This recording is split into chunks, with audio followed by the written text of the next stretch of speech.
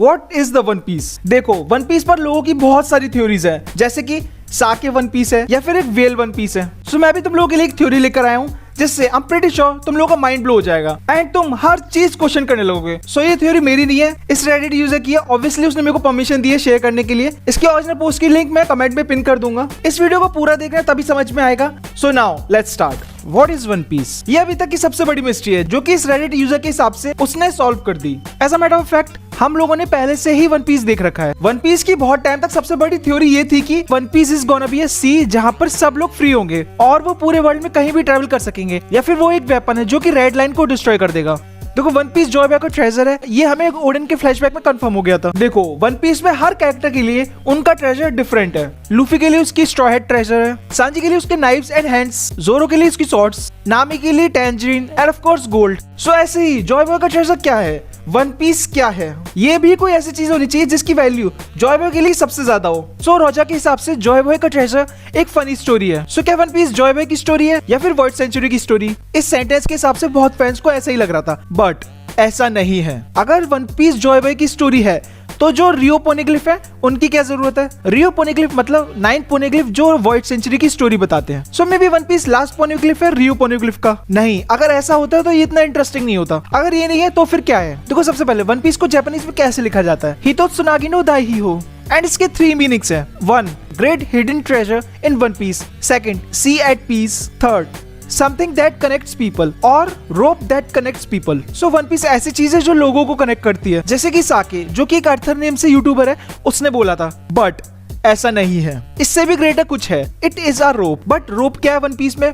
तो सबसे पहले हम लोग वन पीस के लोगों का मीनिंग देखते हैं जो कि खुद ओडा ने डिजाइन किया है। ये रिप्रेजेंट करता है ग्रैंड लाइन को जिसको काम बेल्स ने सराउंड कर रखा है। ये जो लोगो में ओ है जिसमें स्कल बना हुआ है क्रॉस्ड एक्स के साथ, वो रिप्रेजेंट करता है रिवर्स माउंटेन। इसके बाद एनईपी पैराडाइज है, रेड आई लूफी ऑब्वियसली रेड लाइन है, ईसीई न्यू वर्ल्ड है एंड इनके ऊपर एंड नीचे 2 ब्लू लाइंस हैं जो कि 2 काम बेल्स हैं। एंड तुम लोगों ने नोटिस किया है जो लास्ट वाला ई है वो एक एंकर की शेप में है, क्योंकि यहाँ पर एडवेंचर खत्म हो जाएगा। यहाँ पर ये लोग एंकर नीचे डाल देंगे। एंड तुम लोगों ने नोटिस किया स्टार्टिंग में जो स्कल है वो कैसे रोप को बाइट कर रहा है जो कि एंकर पर बंधी हुई है। ये ऐसा है कि ये स्ट्रॉ हेड्स की डेस्टिनी थी कि वो एंड तक जरूर पहुंचेंगे, कि ये लोग इस चीज से बंधे हुए हैं। ये रोप रिप्रेजेंट करती है पूरी वन पीस की स्टोरी को जो कि एक एडवेंचर है। एंड एडवेंचर एंड स्टोरी ही है जो लोगों को कनेक्ट करती है। मिलियंस ऑफ फैंस जो वीकली वन पीस को पढ़ते हैं from all around the world, from different religion, different beliefs, हम सब लोग कनेक्टेड है वन पीस की वजह से। जैसे कि रोजा ने बोला था,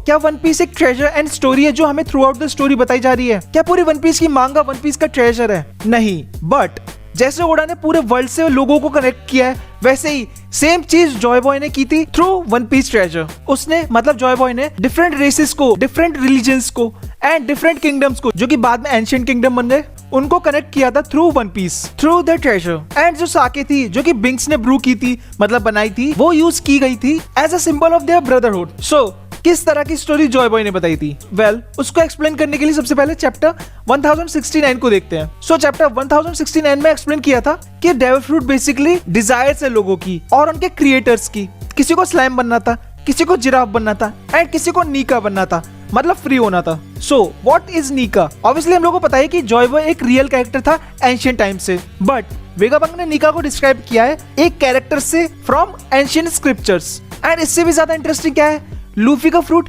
ह्यूमन एंशिएंट जोन नहीं है बट मिथोलॉजिकल है। मतलब नीका एक मिथ है, एक लेजेंड जो कभी एग्जिस्ट ही नहीं किया, वो सिर्फ एक स्टोरी था। स्टोरी जो कि एंशिएंट टाइम्स में सुनाई जाती थी बाय द स्लेव्स जिनके पास उनका फ्रीडम नहीं था।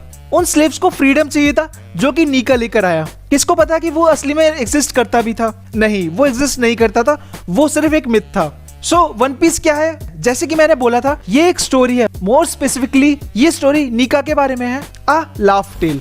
Now the reveal, One Piece is a comic book and Nika एक कैरेक्टर है उस कॉमिक बुक से। वो एक गॉड था लेकिन सिर्फ कॉमिक बुक में। आई नो वियर्ड लग रहा होगा, आगे तुम पूरे कन्विंस हो जाओगे कि हाँ ये एक कॉमिक बुक है। सो वेट करो।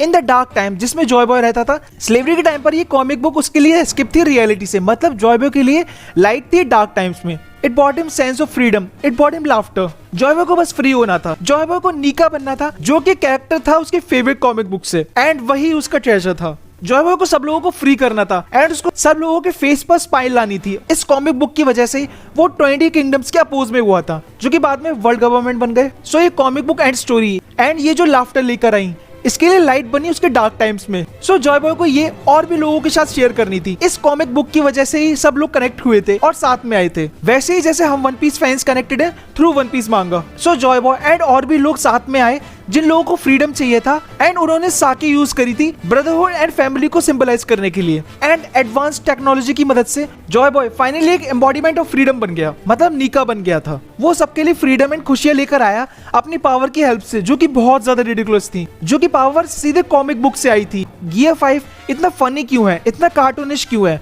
एंड ऐसा क्यों लगता है कि it's like something from a comic book, black and white, क्योंकि वो ऐसा ही है, एक कॉमिक बुक से ही है। He is an embodiment of freedom. In 2019 and 2020 जब फेस्टा, ओडा ने बोला था कि वो ओडन के फ्लैशबैक में ज्यादा रिवील नहीं करेगा एंड ओडा ने ये भी बोला था कि वानो बहुत ज्यादा रिलेटेड है वन पीस ट्रेजर से। सो हमें क्या मिला वानो में?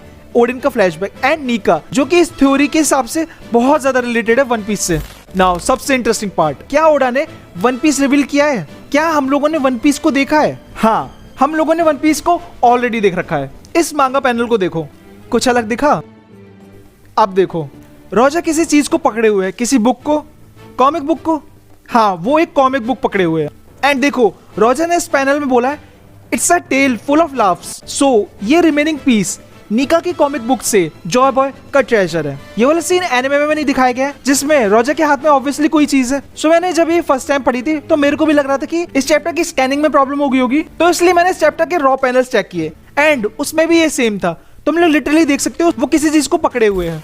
Okay, so in void century जो 20 किंगडम्स थे, जो कि अब वर्ल्ड गवर्नमेंट है, उन्होंने सारी कॉमिक्स बुक डिस्ट्रॉय कर दी थी कॉज वो थ्रेट थी फ्यूचर रिबेलियंस के लिए। सेम वैसे ही जैसे उन्होंने नीका एंड एंशिएंट किंगडम्स के बारे में सारी इंफॉर्मेशन डिस्ट्रॉय कर दी, बट उसमें ये एक कॉमिक बुक बच गई। सो ये मिस्टेक फिर से ना हो, इसलिए एंशिएंट किंगडम्स ने पोनेग्लिफ क्रिएट किए एंड उसमें अपनी स्टोरी बताई एंड उन लोगों ने लास्ट ट्रेजर को फाइनल आइलैंड लाफ टेल पर छुपा दिया ताकि फ्यूचर में उसको कोई ढूंढ सके। एक कैरेक्टर है जिसका करंट स्टोरी में कोई ज्यादा बड़ा रोल नहीं है, बट इसका ह्यूज पार्ट होगा फाइनल आर्क में। जिस कैरेक्टर की मैं बात कर रहा हूँ वो है बिग न्यूज मॉर्गन्स। अभी तक की स्टोरी में उसने सिर्फ बाउंटी बूस्टर्स एंड न्यूज बताई वर्ल्ड को through his newspaper, but what if इसके पास वो कॉमिक बुक आ जाए? देखो, ये ऑब्वियसली लूफी के लिए रूट कर रहा है एंड ये वर्ल्ड गवर्नमेंट के अगेंस्ट भी है। सो क्या होगा अगर इसको पता चल जाएगा सब कुछ वर्ल्ड के बारे में? एंड व्हाट इफ वो इस कॉमिक की मिलियंस कॉपी करके पूरे वर्ल्ड में फैला दे सारे सच के साथ, void century and world government के बारे में? वर्ल्ड गवर्नमेंट लिटरली पागल हो जाएगी, उन लोगों को सबको मारना पड़ेगा जैसे जिसने न्यूज़पेपर पढ़ा होगा, पूरा वर्ल्ड अपसाइड डाउन हो जाएगा एंड उसके साथ ही स्टार्ट होगा फाइनल वॉर। ये थी पूरी थ्योरी वन पीस के बारे में। सो तुम लोगों को क्या लगता है इस थ्योरी के बारे में? अगेन, तुम लोगों को अगर पूरी थ्योरी सही से पढ़नी हो तो मैं कमेंट में लिंक पिन कर दूंगा, पढ़ लेना। So that's it, subscribe.